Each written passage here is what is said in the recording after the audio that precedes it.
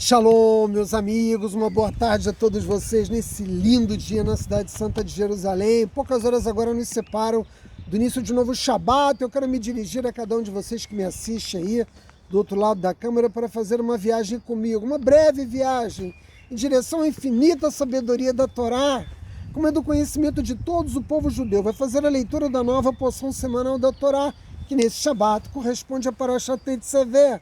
E a Parashat Tetzaveh tem algo de muito singular, porque no seu primeiro verso, no seu primeiro passuque, a Kadosh Baruch Hu já nos ordena o cumprimento de uma mitzvah. Lá está escrito, Ve'atah Tetzaveh et Bnei Israel, e tu ordenas aos filhos de Israel. O que a Kadosh Baruch Hu ordenou aos filhos de Israel? Que trouxessem azeite de oliva puro para iluminação, para acender a lâmpada contínua. A lâmpada contínua é a menorá, que ficou acesa durante 40 anos no deserto, por mais 410 anos no primeiro Beit HaMikdash, por mais 420 anos no segundo Beit HaMikdash, e que é acesa todos os anos na casa de cada judeu observante, por ocasião da celebração de Hanukkah. Quando nós acendemos as Hanukiot, nós celebramos a vitória dos Hasmoneus contra o Império Greco-Sírio, mas, sobretudo, nós celebramos o milagre de, ao reassumirmos o controle do templo, encontrarmos um vaso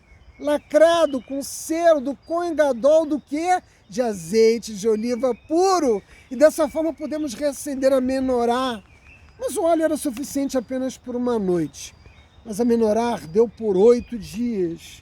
Naquele que foi um dos milagres mais substantivos de toda a história do povo judeu. Ok, nós sabemos da importância do azeite de oliva. Afinal de contas, ele vai ser utilizado e não pode ser um outro para o acendimento da menorá. Mas, quando nós recordamos da Parashat Terumá, de todos os itens que a Torá descreve pormenorizadamente, que foram necessários para a construção do Mishkan, nós nos perguntamos: o nosso povo doou generosamente ouro, prata, peles, pedras preciosas, madeira no deserto. Isso só foi possível porque Jacó vindo, quando desceu de Canaã para o Egito, profeticamente, previu a construção do tabernáculo e plantou árvores para que o nosso povo tivesse a madeira necessária para erguer o tabernáculo no deserto. Por quê? Que nessa lista imensa de itens que está descrita pormenorizadamente na Torá, não consta também azeite de oliva puro, que era necessário para o funcionamento do Mishkan, porque a ênfase, se a Kadosh Baruch Hu sabia que o nosso povo ia cumprir essa mitzvah, que é uma mitzvah relativamente simples e barata de cumprir, porque não é tão difícil obter azeite de oliva puro. A título de esclarecimento, são as olivas colhidas na copa das oliveiras, as que recebem mais sol, elas recebem uma primeira pancada. Essa primeira pancada, elas não são esmagadas. Nós conseguimos extrair a primeira gota de óleo. Esse óleo, somente esse, constitui de fato azeite de oliva puro. Mas isso é relativamente simples. Por que a urgência? Por que a evidência no cumprimento dessa mitzvah? Por que ela simplesmente, por que o azeite de oliva puro simplesmente não constou como tantos outros itens necessários para a construção e funcionamento do Mishkan? É porque, ao contrário do que a gente possa imaginar, não é tão fácil assim, não é tão simples assim o cumprimento dessa mitzvah. Vejam, construir o Mishkan nos exigiu um esforço imenso, gigantesco. Fazê-lo no deserto, nas circunstâncias em que nós fizemos, foi algo realmente notável. Mas nós fizemos isso uma única vez. A menorá foi acesa cada dia, cada semana, cada mês, cada ano, década, século. Ao longo de milhares de anos, o nosso povo segue cumprindo essa mitzvah.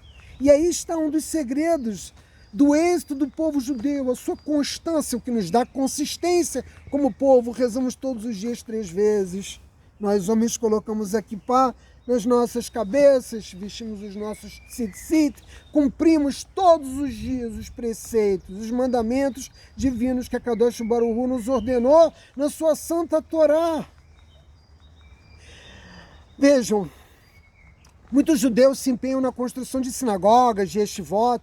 Eu mesmo tenho o desejo de ver aqui em Jerusalém erguida uma sinagoga para brasileiros, uma yeshivá para brasileiros adultos. E não é tão difícil obter as doações para construir. Afinal de contas, o nosso povo doa até porque ele quer ver na placa de inauguração o nome das famílias que doaram para erguer a sinagoga e yeshivá. O problema é conseguir os recursos para manter o funcionamento contínuo, e isso é muito mais difícil. Realizar uma tarefa uma única vez, mesmo que nos exija um esforço imenso, é algo relativamente mais fácil do que comprometermos-nos a cumprir algo todos os dias das nossas vidas.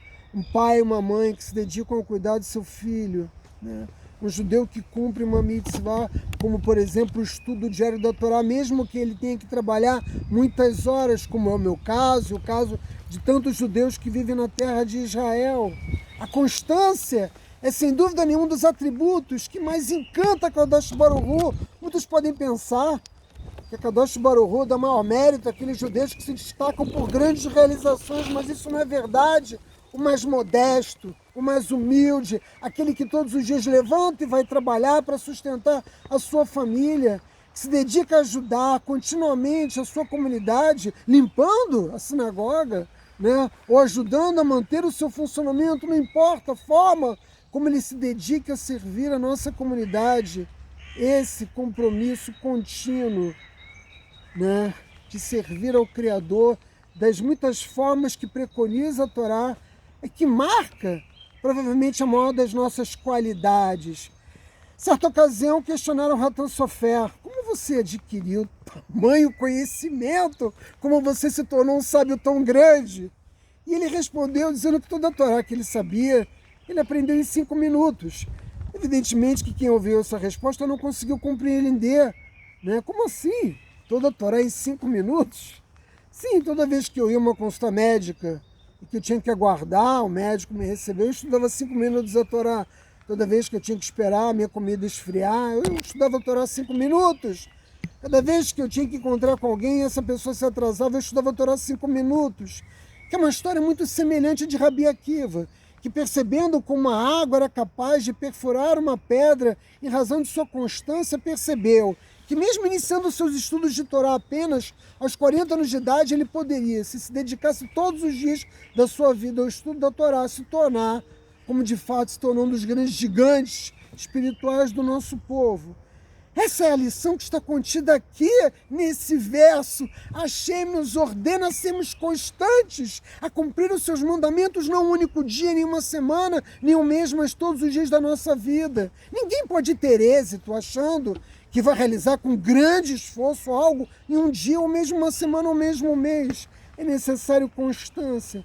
E a constância não é fácil, porque a maioria das pessoas não vê grande glória em ser constante, em realizar algo, ainda que pequeno, todos os dias da sua vida. As pessoas querem glória e elas querem ver isso acontecer com rapidez, mas eu insisto em dizer que o atributo divino, né, que nós devemos nos assemelhar a Kadosh Baruch Hu, que é o que ele mais ama, é a constância, meus amigos.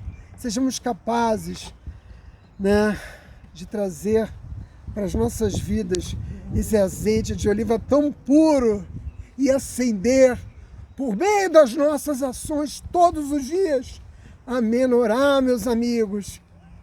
Shabbat Shalom.